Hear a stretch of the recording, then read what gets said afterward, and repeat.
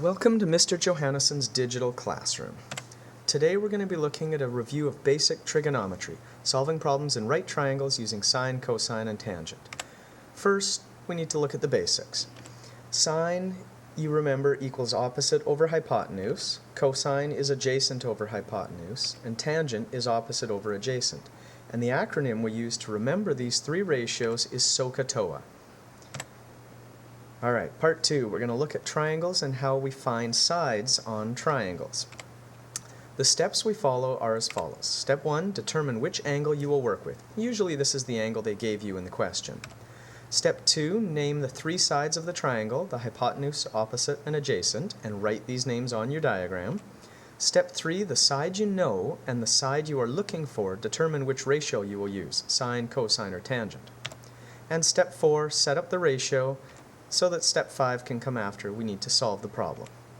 Let's look at an example. In example 1, our job is to find the length of side x over here. So first step, we need to choose which angle we'll work with. We'll work with the 25-degree angle here. Mark that on the diagram. Now we can name the three sides. Always start at the 90-degree corner, go across the triangle, that way you can name the hypotenuse. Then go to the angle you chose, and across from it is the opposite side, and the third side of the triangle is the adjacent. On this example, we are looking for the opposite and we know the hypotenuse. Opposite and hypotenuse go together in the sine ratio. Sine equals opposite over hypotenuse. So we set up our ratio. Sine of the angle we chose, 25 degrees, equals the opposite, which is x, over the hypotenuse, which is 12. Now, we can solve the question. We have 12 on the bottom of our fraction where it's dividing. To get rid of 12, we need to multiply on the other side by 12. If I rewrite this, I have 12 times sine of 25 equals x.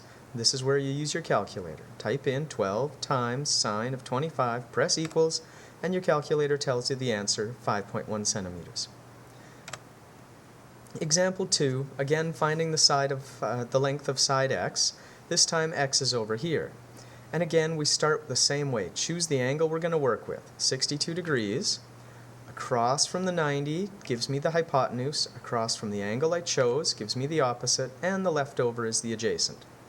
This time, we know the opposite, and we're looking for the adjacent. Opposite and adjacent go together in the tangent ratio. So we set up tangent of the angle we chose, 62 degrees, equals the opposite, which is 15, over the adjacent, which is x. You'll notice in this question, our x, our unknown, is on the bottom of the fraction. This means a little more work, but it only takes another second or two. We want to get rid of the x. The x was dividing, so over here it will be multiplying. Now we need to get rid of this tangent of 62, which is multiplying our x, and down here that will be dividing. So if I rewrite this, I have x equals 15 divided by tangent of 62. On your calculator, 15 divided by tangent of 62, press equals, and the answer is x equals 8 centimeters. Part 3 of this lesson is how to find an angle. If there's an angle missing in the triangle, this is what we do. Remember the steps from finding a side, they're almost the same. We used to determine which angle we'd work with on our own. We picked the angle. This time, we have to work with the angle we are asked to find. Step 2, naming the three sides of the triangle, exactly the same. Step 3 is different. Instead of the side we are looking for being one of the sides we use, we now know two sides. So the two sides that you know determine which ratio you will use, sine, cosine, or tangent. Then we'll set up the ratio and solve like before. Here's an example. Our job is to find this angle here, so we have to use this angle. Once we've chosen the angle, we can name the three sides. Across from the 90-degree angle is the hypotenuse. Across from the angle we are going to work with is the opposite, and the leftover is the adjacent.